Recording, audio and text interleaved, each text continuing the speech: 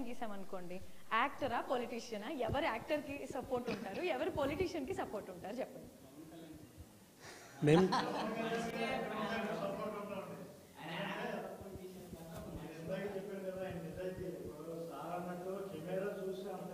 చెప్పాలంటే అది నిజాయితీ ఉంటేనే వస్తుంది. యాక్చువల్లీ లొసుగులో ఉన్న వాళ్ళు ఏం చేస్తారంటే కెమెరా చూసి ఏదేదో చెప్తూ ఉంటారు, హామీలు ఇస్తారు, హామీలు తప్పుతారు. కానీ ఈయనకి క్లియర్గా ఒక చాయిస్ తీసుకోవాలనుకోండి, యాజ్ అన్ యాక్టర్కి మీరు ఎక్కువ ఓట్ వేస్తారా, యాజ్ అ పొలిటీషియన్కి మీరు ఎక్కువ? ఇప్పుడు సినిమా పరంగా అంటే అందులో నెంబర్ 1, అలాగే రాజకీయ పరంగా కూడా నెంబర్ 1.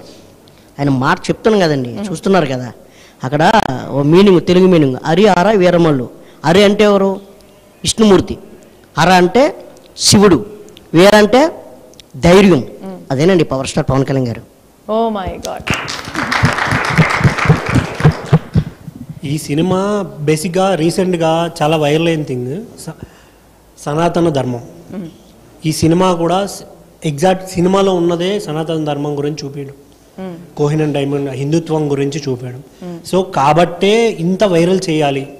ఇప్పుడు సనాతన ధర్మం అని చెప్పేసి గట్టిగా నిలబడ్డాడు, ఏదో ఒకటి చేయాలి.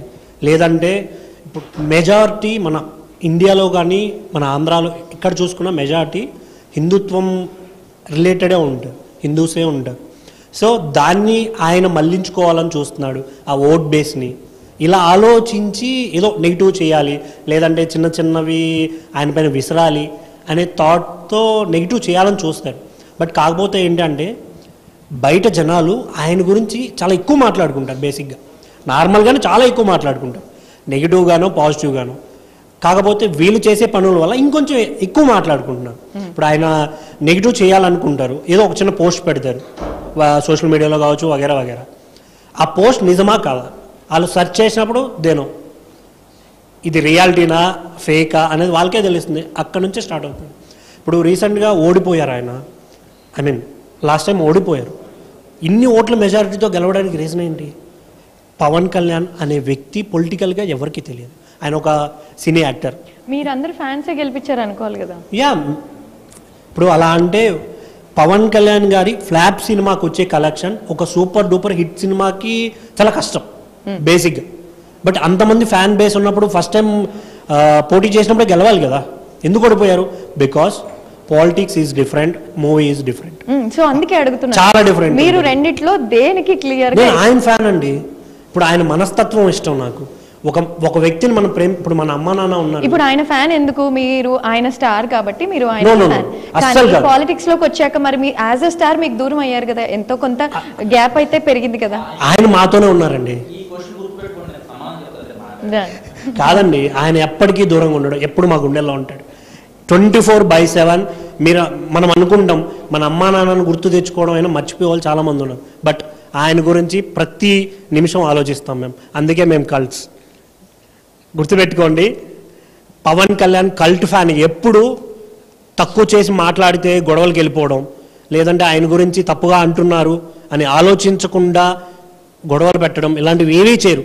ఒక రియల్ కల్ట్ ఫ్యాన్ ఎప్పుడు ఆయన బాగుండాలి, ఆయన చేసే మంచి పనులు 10 మందికి తెలియాలి అని ఆలోచిస్తాడు తప్ప ఏదో అవతల వ్యక్తిని నెగిటివ్ చేయాలనో వేరే విషయాల గురించి అస్సలు ఎప్పుడు మాట్లాడరు. ఆయన కూడా అదే చెప్తారు, నువ్వు గొప్ప అయితే నీ గొప్ప చెప్పు అంతే, అవతల వాళ్ళు తక్కువ అని ఎప్పుడు చూపించగానే చెప్తారు ఆయన.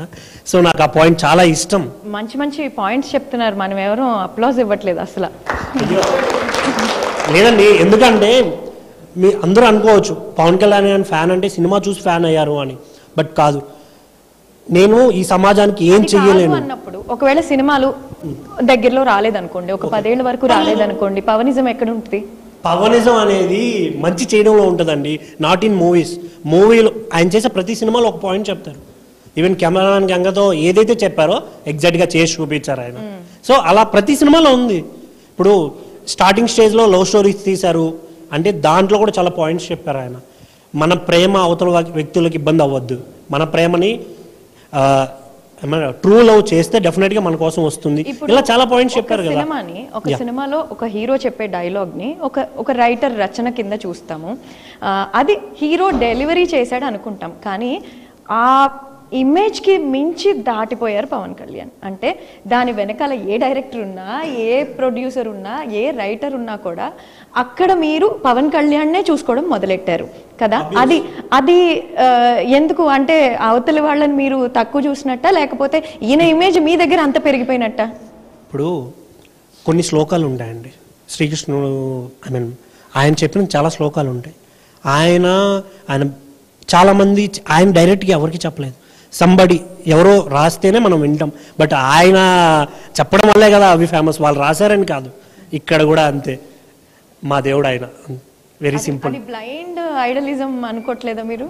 బ్లైండ్ ఏం కాదండి. ఇప్పుడు ఒక పర్సన్ని మనం నమ్మాలంటే చాలా ఆలోచిస్తాం కదా, నమ్మేసిన తర్వాత ఆలోచించడాలు ఉండవు, ఫాలో అయిపోవడాలి.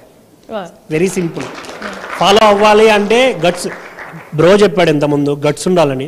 ఎందుకు ఉండాలి అంటే ఫస్ట్ రీజన్, ఒక వ్యక్తి 2 ఇయర్స్కో 3 ఇయర్స్కో ఒక సినిమా తీస్తున్నప్పుడు ఆ వ్యక్తికి ఫ్యాన్గా ఉండాలంటే చాలా ఫేస్ చేస్తాం. చాలా ఫ్యాన్డమ్ ఉంది. మీరు నమ్ముతా లేరో, ఇప్పటి వరకు పవన్ కళ్యాణ్ గారు డైరెక్ట్గా నా ఫాలోవర్స్ వీళ్ళు అంటే నా ఫ్యాన్ పేజెస్ క్రియేట్ చేశారు, లేదంటే క్రియేట్ చేయబడ్డారు, ఆయన పిఆర్ఓస్ కావచ్చు, లేకుంటే వగేరా మేనేజర్స్ కాదు, ఇంతవరకు ఏ ఒక్కరికి మీరు క్రియేట్ చేయండి అని చెప్పిన విలువ ఇంతవరకు నాకు తెలిసి ఏ హీరోకి అలా లేదు.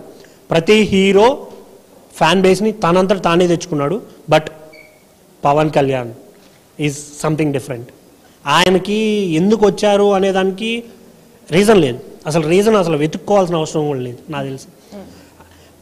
మీరు అన్నారు కదా ప్రతి ఒక్కరు ఏదో ఒకటి చెప్తున్నారు డిఫరెంట్ అంటే వే ఆఫ్ థింకింగ్. వాళ్ళు ఆలోచించే విధానం బట్టి ఆయన నచ్చుతాడు, బట్ అందరికీ నచ్చుతాడు. Thank you. ఇందాక మీరు దానికి ఆన్సర్ చేస్తారన్నారు.